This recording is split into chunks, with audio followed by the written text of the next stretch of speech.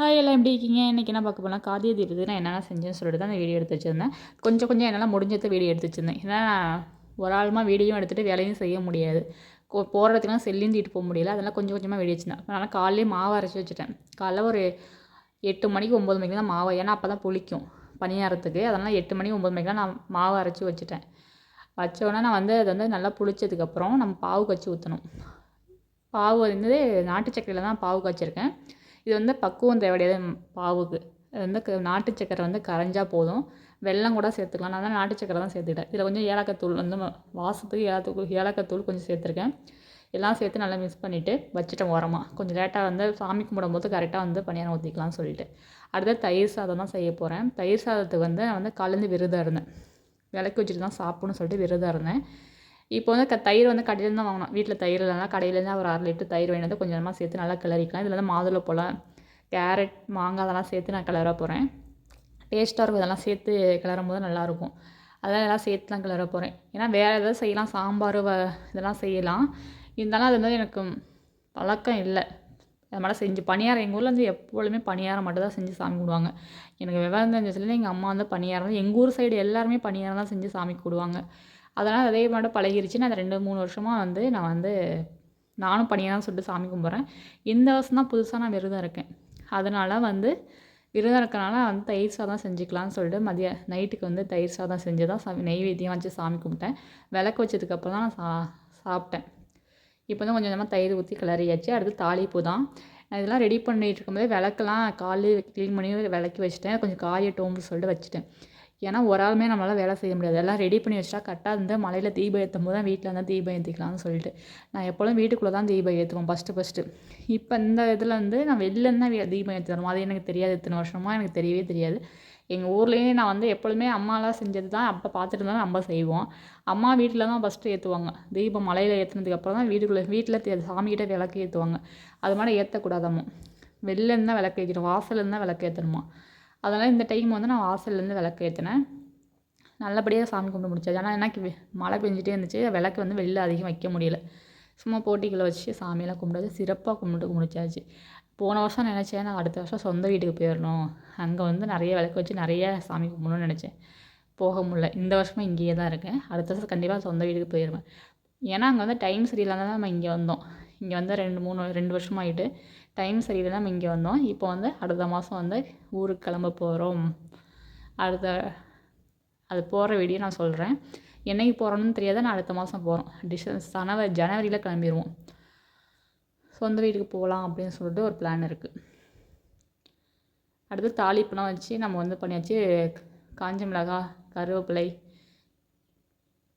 எல்லாம் தாளித்து நம்ம கலந்து ஊற்றியாச்சு. நல்லா சூப்பராக நிறைய தயிர் ஊற்றி கிளறியாச்சு. அடுத்து வந்து ரெடி பண்ணிட்டு நான் வந்து விளக்குக்கு திரி போட போயிட்டேன். எண்ணெய் ஊற்றி திரி போடலாம், ரெடி பண்ணி வைக்கலாம்னு சொல்லிட்டு மணி வந்து 5:15 ஆயிடுச்சு. சரி இப்போ இது பண்ணால் தான் நம்ம இது பண்ணி, ஏன்னா விளக்கு நிறையா வச்சுருந்தேன் நான். ஆனால் கொளுத்துனது கம்மி தான்.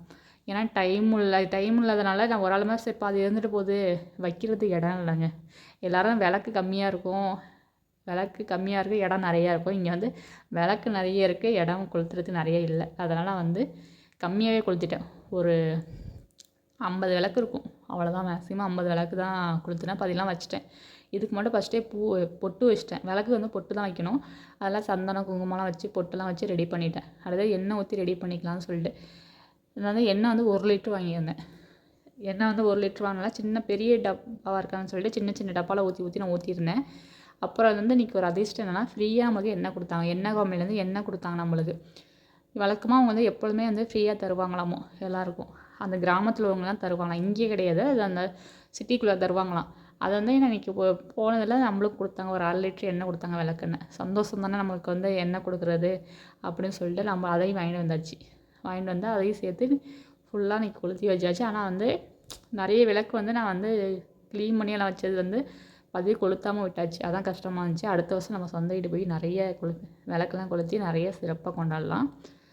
எங்கள் அம்மா சொன்னாங்க ஃபோன் பண்ணி விளக்கெல்லாம் ஏற்றிட்டு ஃபோட்டோலாம் எடுத்துகிட்டு இருக்கும்போது கரெக்டாக ஃபோன் பண்ணிட்டு விளக்கெல்லாம் ஏற்றிட்டு என்னென்ன செஞ்சேன். கரெக்டாக எங்கள் அம்மா ஏதாச்சும் ஒன்றுனா அவங்க சாமி கும்பிட்டு எனக்கு கூப்பிடுவாங்க. எல்லாருக்குமே கூப்பிடுவாங்க. என்ன பண்ண, என்ன செஞ்ச, சாமிலாம் கும்பிட்றியா, நல்லபடியாக கும்பிட்டியான்னு எங்கள் அம்மாலாம் கேட்பாங்க. அது மாதிரி எங்கள் அம்மா சொல்லிகிட்டு இருந்தாங்க. நானும் விளக்கெலாம் நிறைய கொளுத்தி வச்சேன். ஃபோட்டோ நீங்கள் இருந்தாலும் ஃபோட்டோ எடுப்பீங்க, வீடியோ எடுப்பீங்க. இங்கே எடுக்கிறதுக்கு ஆள் இல்லை அப்படின்னு சொன்னாங்க. வந்து அம்மாவுக்கு வந்து ஆனால் டச்சு செல் அம்மாவும் அப்பாவும் டச்சு செல் வச்சுருக்காங்க. ஃபோட்டோ வீடியோலாம் அதிகம் எடுக்க தெரியாது. சொல்லி கொடுத்தா கூட மறந்துடும். ஆனால் கடைசியில் அம்மா படிச்சிருக்காங்க. படித்தாலும் இதெல்லாம் இன்ட்ரெஸ்ட் இல்லை அம்மாவுக்கு. ஃபோட்டோ எடுக்கிறது வீடியோ எடுக்கிறது அவங்களுக்கு கற்றுக் கொடுத்தாலும் மறந்துடுவாங்க. கடைசியில் அவங்க இன்ட்ரெஸ்ட்டும் இல்லை அதில். ஃபோட்டோ 2 டச்சு செல் வச்சுருந்தாலுமே அவங்க அதெல்லாம் யூஸ் பண்ணவே மாட்டாங்க. வேணால் யூடியூப் பார்ப்பாங்க, வீடியோஸ் வச்சு பார்ப்பாங்க, அவ்வளோதான். மற்றபடி வாட்ஸ்அப் இதெல்லாம் யூஸ் பண்ணது கிடையாது. வீடியோ இது மாதிரிலாம் பார்ப்பாங்க. ஆனால் வாட்ஸ்அப்லாம் ஓப்பன் பண்ணி கொடுத்துருக்கோம், அதுக்குள்ளேலாம் போகவே மாட்டாங்க. ஃபோன் பண்ண எங்கள் அம்மா சொல்லுவாங்க, ஃபோன் பண்ண மட்டும் தெரிஞ்சால் போதும், மற்றபடி இதெல்லாம் தெரியணும் இல்லை அப்படின்னு சொல்லுவாங்க. ஒவ்வொரு டைம் ஆனால் எல்லாருக்கும் ஃபோன் பண்ணிடுவாங்க, எல்லாம் அட்டன் பண்ணுற எல்லாமே செஞ்சுருவாங்க. ஆனால் அந்த வீடியோ எடுக்கிறது, ஃபோட்டோ எடுக்கலாம், இந்த வாட்ஸ்அப் யூஸ் பண்ணுறதெல்லாம் அம்மாவுக்கு தெரியாது. ஆனால் டச்சு செல் 2 பேருமே டச்சு செல் வச்சுருக்காங்க. 2 பேருமே நெட்டு போட்டு யூடியூப்லாம் பார்த்துட்டு இருப்பாங்க. ஆனால் இதெல்லாம் இன்ட்ரெஸ்ட் இல்லைன்னு சொல்லிட்டாங்க. சரி வேணான்னு விட்டுறாச்சு நம்மளும். அடுத்தது எல்லா விளக்குக்கு எண்ணெய் ஊற்றிட்டு 3 நூல் வந்து 1 தான் போட்டிருக்கேன். 2 தான் விளக்கம், 2 தான் போடணும். நான் வந்து அகல் விளக்குனால 1 போட்டிருக்கேன். மற்றபடி எல்லா விளக்குக்கும் 2 தான் போடுவேன். அகல் விளக்குக்காண்டி 1 போட்டிருக்கேன். 1 போடக்கூடாதுன்னு சொல்லுவாங்க, ஆனால் இருந்தாலும் போட்டுட்டேன். ஏன்னா 2 திரி போடுறதுனால எண்ணெய் வந்து வெளில வர மாட்டோம் ஆயிடுச்சு. எண்ணெய் நிறைய ஊற்றிட்டேன் நான். அதனால் 1 போட்டாச்சு எல்லாத்துலேயும் திரி. அடுத்தது சர்க்கோண கோலம் போடுற சொல்லியிருந்தாங்க. அது எப்பொழுதும் அதை வந்து 6 விளக்கு ஏற்றும் போது இது வந்து எப்பொழுதும் வெத்தலை தீபம் ஏற்றுவோம். நீங்கள் வெத்தலை இல்லாதனால சர்க்கோணம் போட்டு ஓ சரவண பவன்னு சொல்லி எழுதிட்டு அதில் 6 விளக்கு வச்சாச்சு. 6 முகம் விளக்கு அது வச்சாச்சு. இந்த விளக்கு வாங்கலாம் ரொம்பவுமே எனக்கு பிடிச்சிருந்துச்சி. இந்த விளக்கு வாங்கி ஃபஸ்ட்டு கார்த்திகை நம்ம கொண்டாடுறோம். ஆனால் முதலே ஒரு டைம் ஏற்றிட்டேன். இருந்தாலும் நம்மளுக்கு வந்து ரொம்ப சந்தோஷம். இந்த விளக்கு எரியும் போது அவ்வளோ பார்க்கவே நல்லா இருந்துச்சு. இது வந்து வெள்ளை கோலமாவு போட்டால் தெரியாது, அதனால் கலர் கோலமாவு நான் போட்டிருக்கேன். ஏன் இந்த கலரில் இருக்குதுன்னு நினைக்காதீங்க, இது கலர் கோலமாவு. 2 3 கலர் இருந்துச்சு. சரி பரவாயில்ல இந்த கலர்லேயே போட்டுடலான்னு ஒரே கலரில் போட்டாச்சு. அவசரமாக போட்டேன். நம்ம டிவியும் பார்க்குறேன், கோலமும் போடுறேன், டிவியும் பார்க்குறேன், ஒரு வேலையும் பார்க்குறேன், அப்புறம் பணியாரமும் ஊற்றுறேன். இங்கே எந்த வேலை எத்தனை வேலை ஒரு ஆள் செய்ய முடியும்? அதனால் பாதி வீடியோலாம் எடுக்கல. டக்குன்னு அப்போக்கு எப்போ வந்து ஸ்டாண்ட் வச்சு அவங்க கொஞ்சம் கொஞ்சம் வீடியோ எடுத்துகிட்டு இருந்தேன். வீடியோக்கும் ஆள் இல்லையா, பணியாரம் ஊற்றுவேன், டிவி பார்ப்பேன். அடுத்து வந்து கோலம் போட ஒவ்வொரு வேலை செஞ்சுட்டே இருந்தேன். டிவி பார்த்துட்டு ஏன்னா ஏற்றிடுவாங்களோ கரெக்டாக 6 மணிக்கு தான் ஏற்றுனாங்க. அப்புறம் வெளில பாருங்கள் மழை பெஞ்சிட்டு கோலம்லாம் போட்டால் நான் மழை பெஞ்சிட்டே இருந்துச்சு. அதனால் விளக்குலாம் வெளியிலேயே வைக்கல, போட்டிக்குள்ளே வச்சுருந்தேன். மழை விட்டால் ஏற்றலாம், இல்லைனா உள்ளே வச்சு ஏற்றிடலாம்னு சொல்லிட்டு இங்கெல்லாம் கோலம் போட்டு கரெக்டாக வந்து விளக்குலாம் ரெடி பண்ணி வச்சுருக்கேன். ஃபஸ்ட்டு இங்கே தான் தீபம் ஏற்றலாம்னு சொல்லிட்டு ஃபுல்லாக அங்கங்கே விளக்கு வச்சுருக்கேன். நிறைய இடத்துல அடுப்பில் அந்த வாஷ் பேஷன்கிட்ட அப்புறம் வந்து குப்பை பாக்ஸ்கிட்ட நிறைய இடத்துல வைக்கணும்ல, அங்கெல்லாம் வச்சுருக்கேன். ஒவ்வொரு விளக்கு வச்சுருக்கேன். சாமிக்கு வந்து பணியாரமும் சுட்டு வச்சாச்சு. நெய்வேத்தியமாக பருப்பு சாதமும் தயிர் சாதமும் வச்சாச்சு. இங்கே பாருங்கள் பனியாரம் சூப்பராக வந்துச்சு. நல்லா சாப்பிட்டா நல்லா இருந்துச்சு. தயிர் சாதமும் நல்லா இருந்துச்சு. ஆனால் உப்பு தான் பத்தலை, பனியாரத்தில் இனிப்பு பத்தலை. கரெக்டாக வந்து ஏற்றிட்டாங்களா, நானும் வந்து வெளில ஏற்றிட்டேன் விளக்கு. இன்றைக்கி நான் வந்து கிளம்பவே இல்லை. சாரீலாம் கட்டணும்னு எடுத்து வச்சுருந்தேன். இந்த சாரீ தான் கட்டணும் அப்படிலாம் எடுத்து வச்சுருந்தேன். கட்ட முடியல, ஏன்னா டைம் இல்லை. அதெல்லாம் நைட்டி போட்டுகிட்டே எல்லா வேலையும் முடிச்சாச்சு. எல்லாத்தையும் தீபம் ஏற்றி முடிச்சுட்டு லாஸ்ட்டாக எப்படி இருந்தாலும் நமக்கு வந்து 2 போஸ் கொடுத்தாங்க, நம்ம 2 ஃபோட்டோ எடுத்தோன்னா மனசுக்கு நிம்மதியாக இருக்குன்னு சொல்லிட்டு அதுக்கப்புறம் விளக்கெல்லாம் ஏற்றிட்டு போய் சாரீ கட்டி ஒரு 2 3 ஃபோட்டோ எடுத்துகிட்டு அவ்வளோதான். இந்த கார்த்திகை சிறப்பாக சூப்பராக முடிஞ்சிச்சு. ஏன்னா எனக்கு ஃபோட்டோ எடுக்கணும்னா அவ்வளோ பிடிக்கும். ஏதாச்சும் ஒரு விசேஷம்னா இது வந்து மெமரி நம்மளுக்கு. இந்த கார்த்திகையில் நம்ம இந்த ஃபோட்டோ எடுத்திருந்தோம் அப்படின்னு எனக்கு வந்து அது தோணும். 2 வருஷம் ஃபோட்டோவும் அப்படி தான் எடுத்து பார்த்துக்கிட்டே இருப்பேன். இந்த வருஷம் எப்படி எடுக்காமல் இருக்கிறதுன்னு சொல்லிட்டு நானும் சாரீலாம் கட்டி ஃபோட்டோலாம் எடுத்திருந்தேன். விளக்கெல்லாம் ஏற்றி முடிச்சதுக்கப்புறம் தான் வந்து சாரீ கட்ட ஆரம்பித்தேன். ஏன்னா இப்போ எல்லாம் ரெடி பண்ணி சாரீ கட்டலான்னு போனேன், டைமும் ஆச்சு.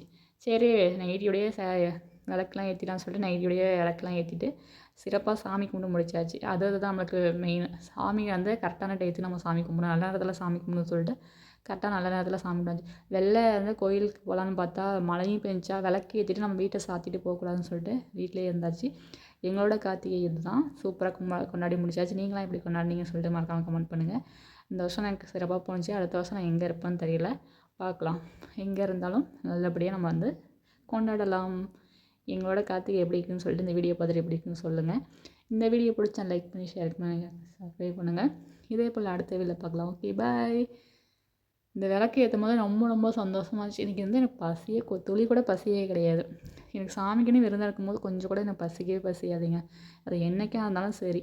எனக்கு விரதமும் பேருன்னு சொல்லியாச்சு, அந்த பசிக்கிறது எங்கே தான் போனாலும் நார்மல் டைமில் பசிக்கும். அந்த விரதங்கிற இந்த நேரத்தில் வந்து பசிக்காது. இன்றைக்கி நாள் அப்படி தான் போணுச்சு. எனக்கு கொஞ்சம் கூட பசிக்கவே இல்லை.